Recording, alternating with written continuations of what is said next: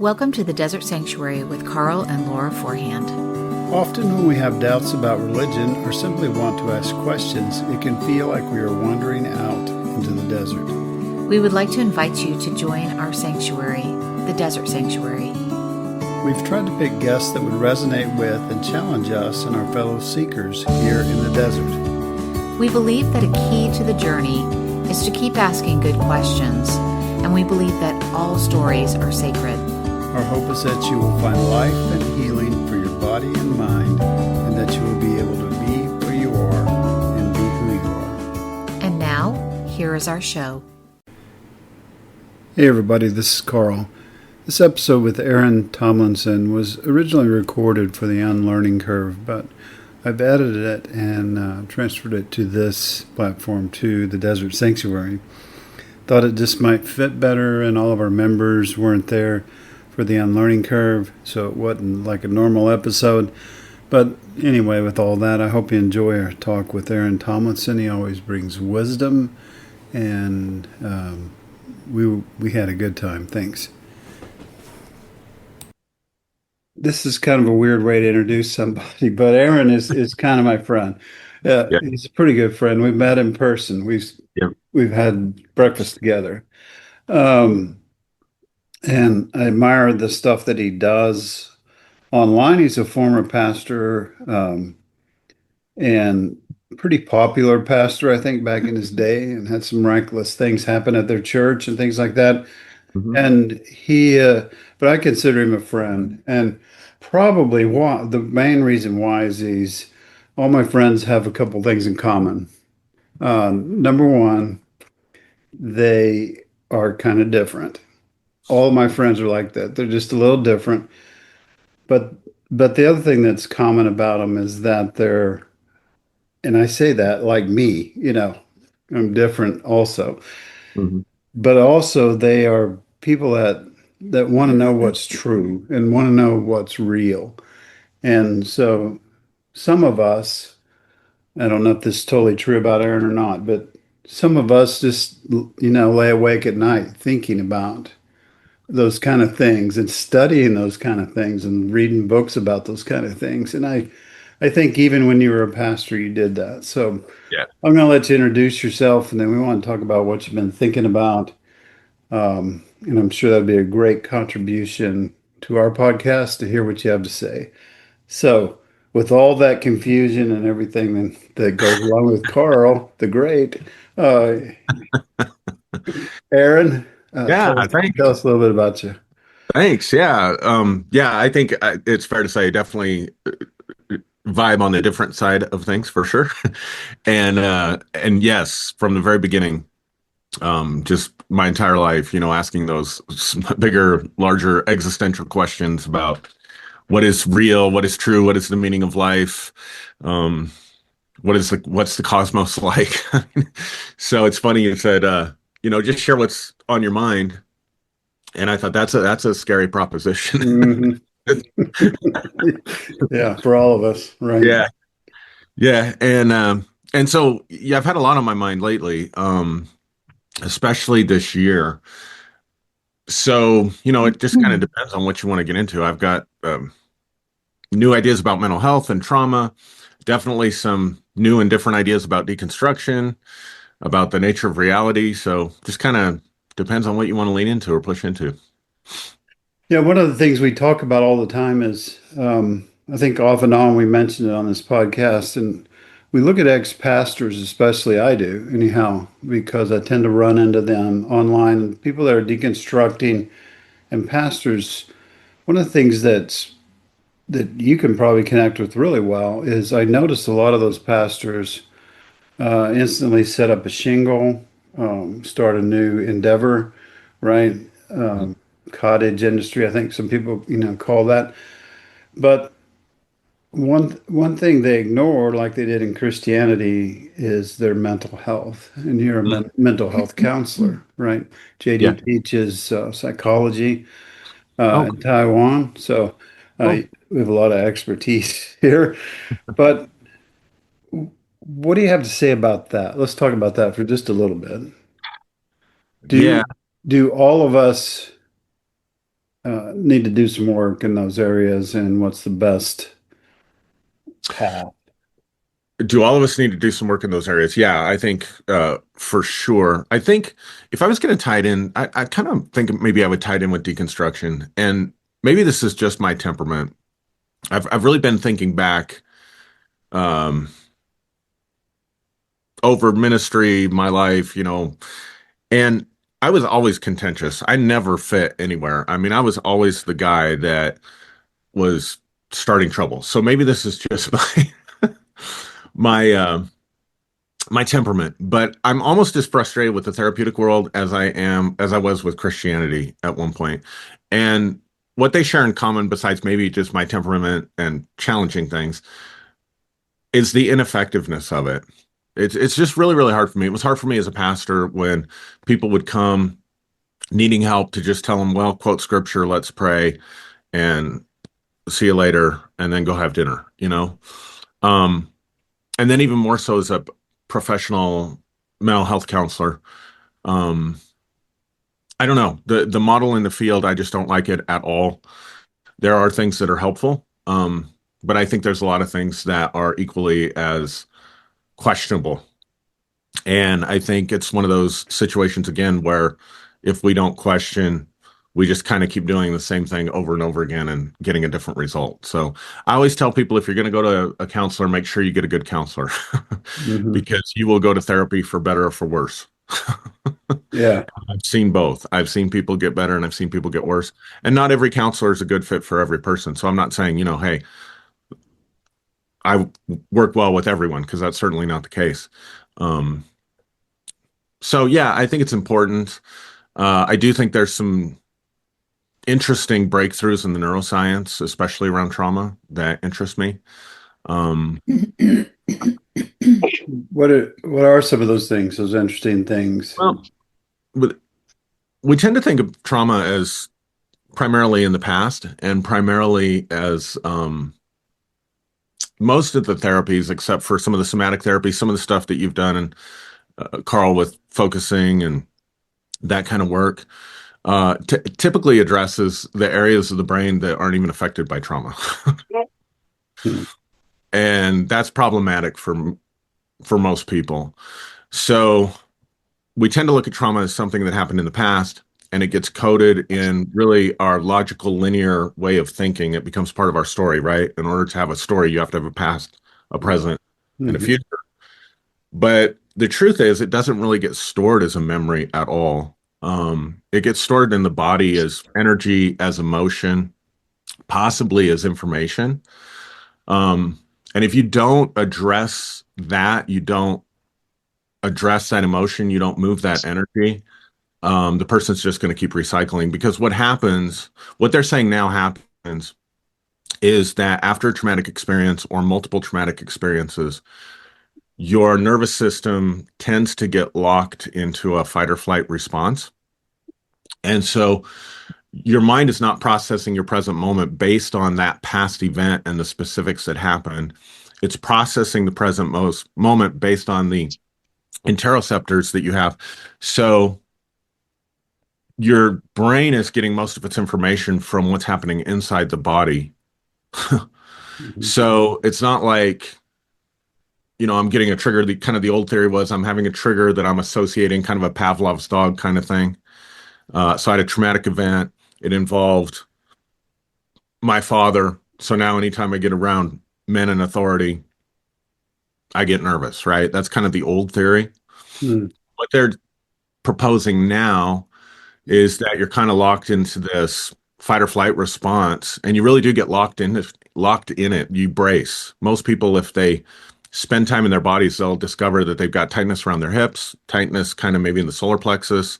A lot of people grind their teeth. Hmm. So you're literally bracing your most vital organs as part of your fight or flight response. And so the mind is taking that information and then it's reading a story back onto the present moment to try to make sense. Because, in other words, if I'm in a situation where I'm stressed, but there's no real danger, my brain is looking out saying, where's the danger? Where's the danger? Where's the danger? The reason it's doing that is because it's picking up from my own nervous system that I'm in fight or flight. Hmm. And it's literally not getting all the information, so it has to create a story in order to make sense from that sort of logical linear point of view what's going on. And so if you can get the body to release that brace and that response and open up the neural pathways between your enteric nervous system and your cardiac brain into your head, it's completely game changing, completely life changing. People spend years with cognitive behavioral therapy trying to address the logical linear side of it, trying to tell their story, trying to reframe their story, trying to Yeah. reframe their beliefs. And they're just repeating the same story over and over again, and Yeah, does that become reality? I mean, in a sense, right? for sure. It becomes, well, it doesn't necessarily, in my view, become their reality. It becomes the perceptual filter through which they experience their reality. Mm, okay. Yeah. And they'll keep telling it and keep telling it and keep telling it because the brain has tricked them into thinking that's the reason they're in that response. And if they can just talk about it enough, maybe they'll be okay. And the data really has never been great with like EMDR and some of these trauma therapies that we're all taught as therapists. That's not to say it doesn't work. I'm not a big fan of, it has to be research backed because research is funded, right? So there's always an agenda behind research. So I don't trust a lot of that either. Yeah. So- With EMDR, you have to know what you're trying to address and see, before you that, try to erase it or whatever, right? yeah, yeah, and that's the problem with it. And so with some of these new methods that work more with your body, you don't have to know what it is. You just have to know what it feels like. You have to know where it is. It really, I agree with that. Yeah. yeah, and then allow that part to have a release, and then it can be resolved. The problem is that people will try to incorporate that story in, or, I'm sorry, incorporate that emotion and that feeling that they're having, that stuck energy or that emotion into their story to make sense of it. And then Yeah. if you're not careful, you end up talking about the story instead of addressing what's stuck inside the body. I I really get frustrated with ex-pastors, which I kind of led into that because they didn't really understand mental health or the nervous system while they were a pastor. Everything is miraculous. Everything's going to be cured in an instant, and those kind of things. So they didn't know that, but they didn't know what they didn't know, and so they come out. Well, I just need to start a business with a more progressive bent, improve my new points, even though I've been in this 5 minutes. Now I have, and all of us are guilty of that to some degree. And Sure. it's that inward desire that we want to teach and we want to help people and Yeah. those kind of things. It's noble, but um, people have got to do the work, and the work is hard, right? Mhm. And in some cases, it is miraculous, like you say, when you don't even know what you're healing, and you're able, to connect with that place and integrate that Mhm. trauma. It is amazing, but it's only amazing through hard work and introspection and all those kind of things, right? I mean, Yeah, for sure. I think it's doing the right kind of work that's important. yeah, Um, and I think that part of the where my deconstruction has taken me is a little bit further in deconstructing the Western worldview of materialism or scientific materialism that treats the body like essentially like a biological machine. And when that migrates over into psychology and it migrates over into mental health, you'll notice like it's a subtle shift, but it's really interesting and fascinating the depths of it.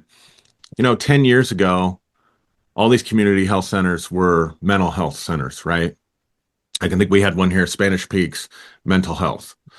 Um, I can't even find a mental health center in my community. Everything has shifted to behavioral health.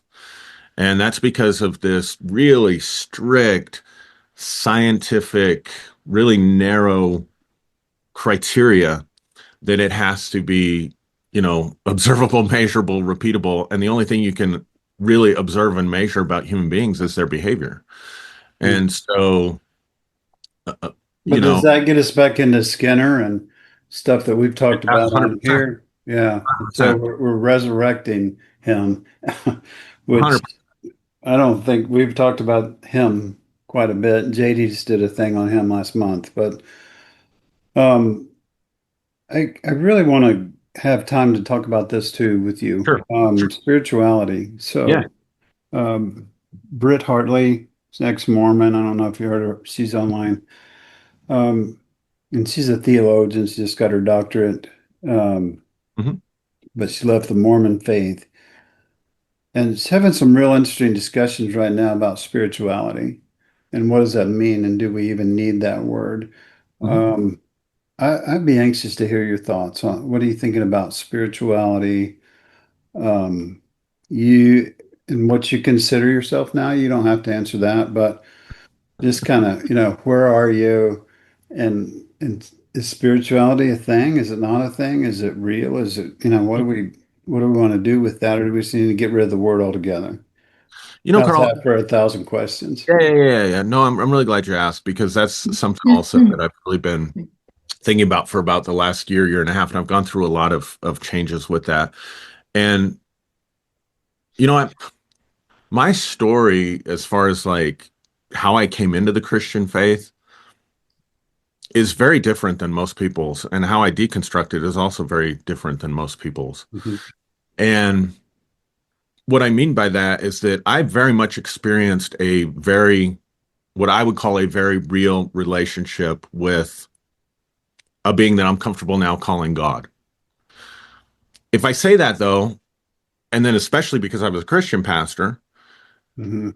everybody's internal reference for that is going to be something in the Bible, right? Mhm. And this was much more experiential and much more personal than, Mystical? Is it mystical? Do you call it yeah, mystical? mystical. I would absolutely be the right word for it. Okay. Absolutely be the right word for it. Okay. So I went years where I didn't open my Bible, was doing my best to forget the scriptures that I had memorized when I was in the church, right? Yeah.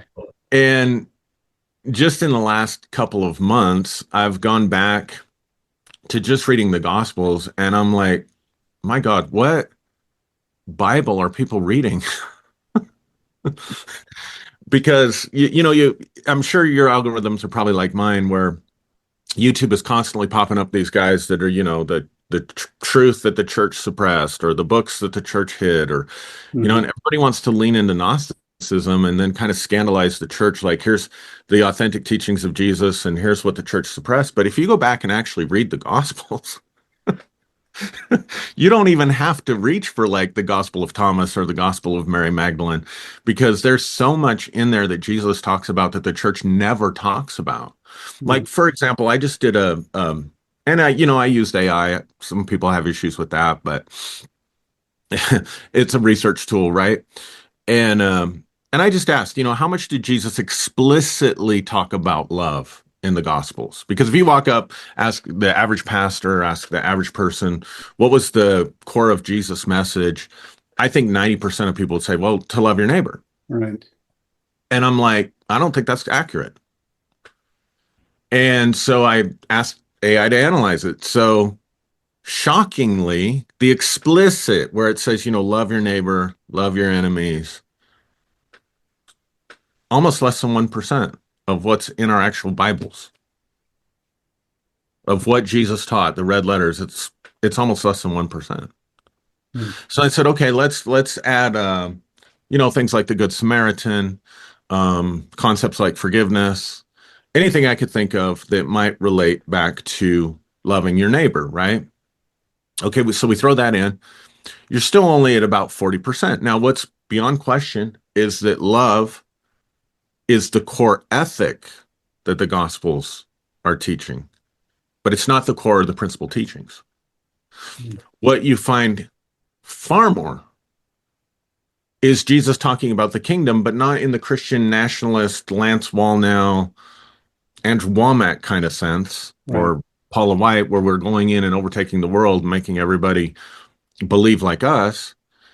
But for Jesus, the kingdom was the presence of the divine coming into people's lives, primarily being demonstrated through exorcism or casting out demons or restoring someone to their right mind, mental health, and physical healings. That's the primary message. Hmm. And so I'm like, what the hell have people been reading? Like, Yeah. and I'm thinking specifically pastors, theologians, Bible scholars, like, how is there such an incredible disconnect? So And so then is go that ahead. central truth? Then there is it getting better. It's about healing, or I think it's about, I think it's about, I think it's about spirituality. I think it's about, from the perspective of the New Testament writers, relationship with God. But again, that's problematic because it's very clear, even in the Gospels, that the God that Jesus is representing is not anything like the God we read about in the Old Testament, which was Marcion's issue, that came up with the idea for a scriptural canon. That was the Gnostic issue. It was an issue that some of the church fathers, like Origen, wrestled with and had to resolve. And so I think it was about tapping into the true divine essence of who we are, but not to the exclusion of a relationship with the divine also. I think that's what the kingdom is. so so you use the word relationship. Mhm. What what if I just turned that word into connection? Yeah. Does it change it at all, or is that the same thing? Is it like, they say we have a deeply wired need for connection, Yeah. right? Yeah. Because I'm not criticizing your word, but relationship has a lot No, of yeah. No, baggage no, I with don't. it too, right? Like I don't take it that as means criticism. you're evangelical Christian and you Yeah. talk to him every day, even though he doesn't talk back. And right, I, go I, ahead. I'm sorry. I'm sorry. but see, I think he does talk back. I think we've not learned. I think the problem is that in the modern culture, the modern Western world, we have shut down. We have so honored logic and reason and empiricism, and we have devalued the intuitive ways of knowing, dreams, visions, intuitions, what people would call, psychic capabilities, and doing that inner work and knowing how to open up those channels. And interestingly enough, if you're going to receive that two-way conversation, you cannot be in a fight or flight braced mode. So people will be in this fight or flight mode most of the time, and they will try to connect in some kind of relational communion with a higher power, and they're not able to do it because their body is telling them there's a threat out here, and they have to be braced for the threat that's out here. Mm. And so, what really changed my thinking on this was the work of Dr. Lisa Miller at Columbia University on spirituality. And the way she defines spirituality, she defines it as being in relationship with a higher power. And then has done a lot of rigorous research. Columbia's done a lot of research. I almost went back for a second master's there at Columbia, but you have to do half your coursework in Manhattan. So that was Mm. kind of a deal breaker. Yeah. Um, but she's got really good scientific evidence, and for people being hardwired in the brain for spirituality, but it requires a certain state. And this is what all the mystics have said. And they can track it, they can look at it on brain scans, the specific parts of the brain that activate when someone feels they're in connection with a higher power. It's a very specific state. But we're not taught that. We're not taught to honor those ways of knowing in our culture at all. Now, if you were in an indigenous culture that didn't have all this Western colonialism, we look at indigenous people like they're children, they just, oh, bless their hearts. They don't even know where the sun went at night. Right. And that's such a colonial attitude. Hmm. So that And we can control them and things like that. yeah, Yeah, Yeah. and we belittle them. It's our own superiority. We look at our technologies. Well, okay, look at our technologies. We also have massive problem with depression and mental health and violence and loneliness and disconnection. Things that don't didn't necessarily exist when people were living in more tribal communities and depending on nature and spirituality, the local shaman, which the word shaman means seer, someone that was connected in those realms, and they would spend their lives learning those connections. But, to them, the spirit world, guides, helpers, animal spirits, of course you would believe in that. Why wouldn't you believe in that? Everybody believes in that. In the same way that we would look at it and say, "Ah, bless their hearts. Aren't they, if they were, I think you get my point." Yeah. Now, this is a So hard message to carry. This is a hard message for me to carry because Christians hate it because I think the church is completely antichrist. Completely antichrist. I mean, if you do a study on the term antichrist, it doesn't mean against something in the original language, at least from my understanding. It means to replace something, to substitute. So it's a substitute Christ. And it's not this person at the end of the age that's in the book of Revelation. It would shock most people to know the word Antichrist isn't even in the book of Revelation. And that John talks about this like a force, a spirit that has put many antichrists out into the world. Paul talks about this in Second Thessalonians, where he talks about the mystery of lawlessness. It's this, and so when we look at the church today, when we look at what Christianity has become, it is a false light. It is an antichrist system and an antichrist spirit. That's why it's bearing the fruit that it's bearing. And so I had to look at that and say, I didn't really deconstruct from Christ. I deconstructed from the antichrist system that had replaced Christ and become predominant in our society. yeah. So would you call Christ a consciousness now, or how would is it your That's such a not your great, Savior, your Lord? Even though he said not to lord over people, and his hierarchy was not like the other kingdoms. You already covered that. yeah. That's such a great question. Again, some of these words are problematic, right? Like spirituality could mean anything. That's why I lean into like Dr. Miller's work because that's sort of the academic definition for spirituality, right? Um, Christ consciousness. I did a some research on that last summer because I used that term, and boy, did the deconstruction crowd just eat my lunch, man. Mm. Like, I mean, just came after me. I'm like, you guys haven't changed. Yeah, You guys had to convert everybody when you were in evangelical. progressives. Yeah, yeah, Now you got to convert everybody to your version of deconstruction. Like maybe you should look at yourself. Maybe you should do some shadow work or something. yeah. I Um, resemble that remark. but so it's a little bit problematic. It appears to have gotten into our language primarily through the work of Yogananda, and I've got some of Yogananda's books, but it never really resonated with me, his stuff. So I don't like to use the term Christ consciousness. So I guess to answer that question, is Christ consciousness the term that I use? It would depend on what someone means when they say Christ Yeah. consciousness. What do you mean by that?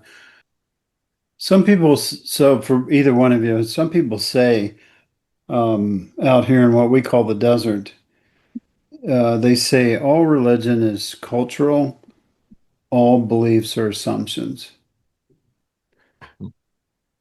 What do you say to that? Aaron, you want to go first? Sure. Yeah. I mean, all religion is cultural.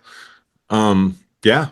I mean, how can it not be? And then what was the second part? All beliefs are assumptions. Mm,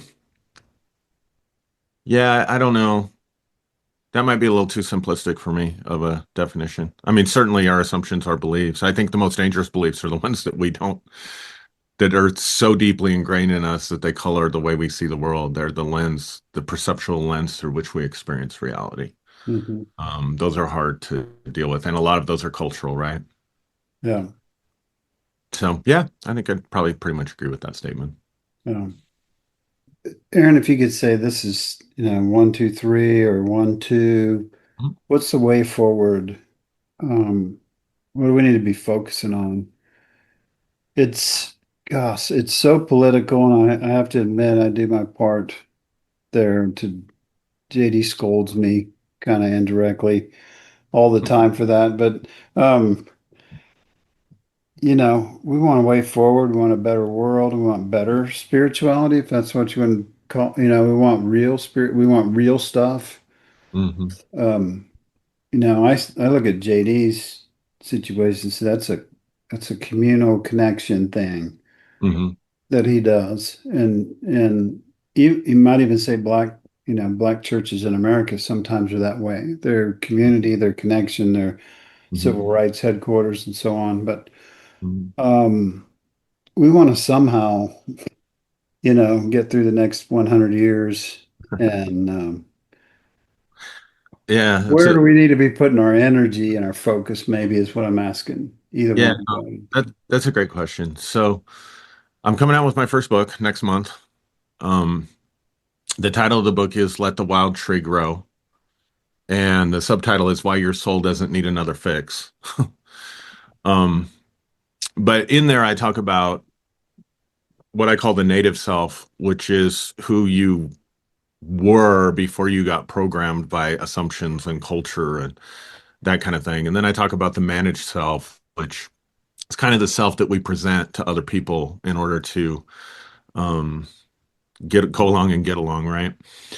But the native self is a very embodied self. It's a very connected self. You're very connected in your body. You're very connected in yourself. You're not afraid of your desires or your passions, like especially like religion teaches you to be, right? And I think one of the things that concerns me is, as I'm watching my kid, I mean, there's so much that concerns me. Don't get me wrong. I mean, like I could be up as much as I might be asking these questions. I could be up Reflecting pool, yeah. worried about my kids and the world they're inheriting, with all seriousness and thinking, God, I've only got a couple more decades of this, but they got, their whole lives in front of them. And there's so many challenges. And I think the thing that concerns me the most, and I'm not, let's see how I would say this. I think we've gotten away from direct experience of life in general, and everything's become mediated because of so much social media, because of our phones, um, because of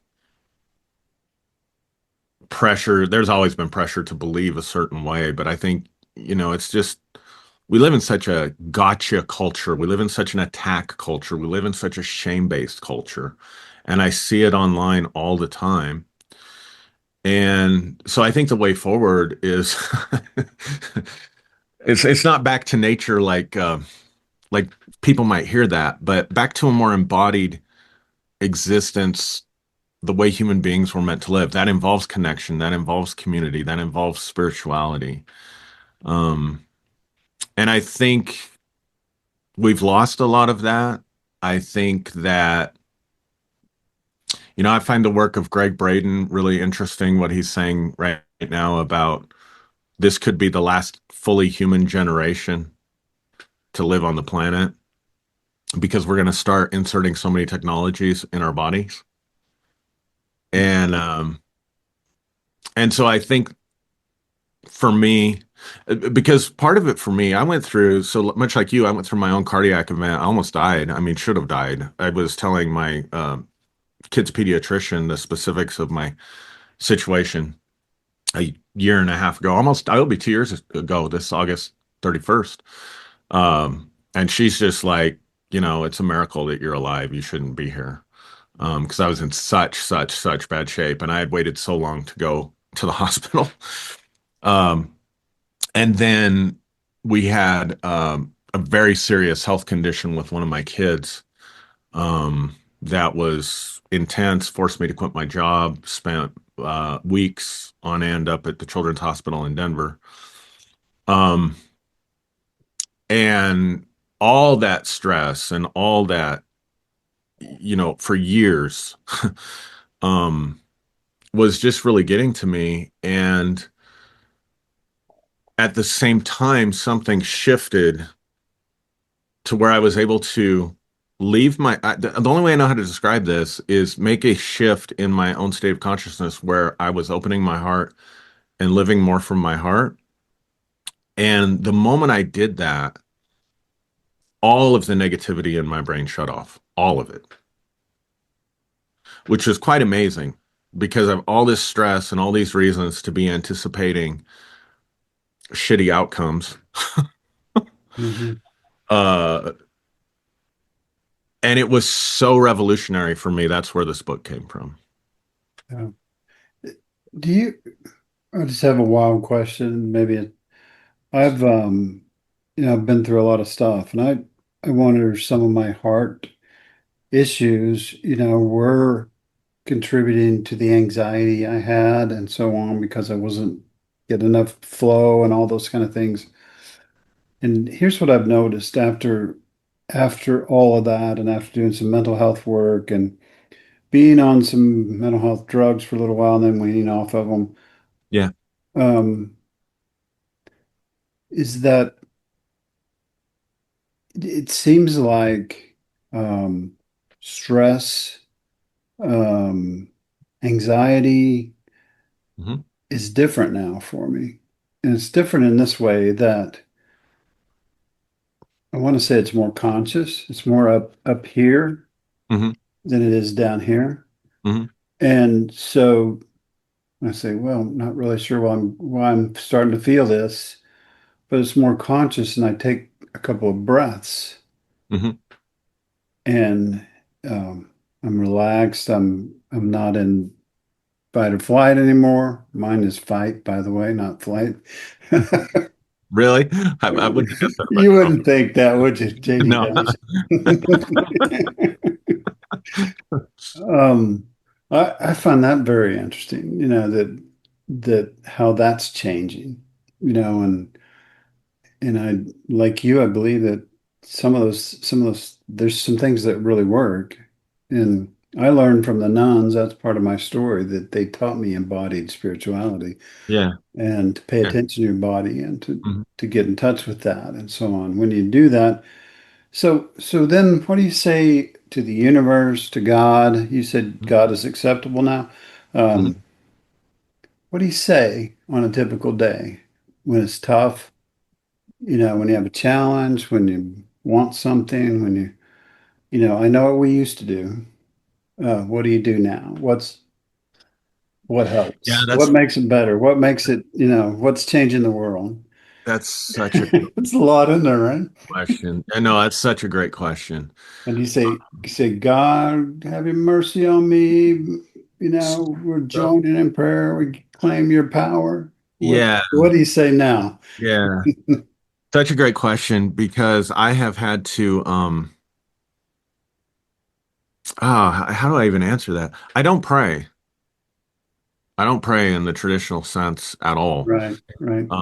And I don't think that's necessarily a good thing. Like I've kind of been challenging myself, maybe I should be praying a little bit, maybe. Mm, But yeah. not in the old, oh my God, uh, whatever people would go through with prayer. I haven't talked There's about centering prayer where you don't say anything, yeah, and or so what I've done in the last year is I've researched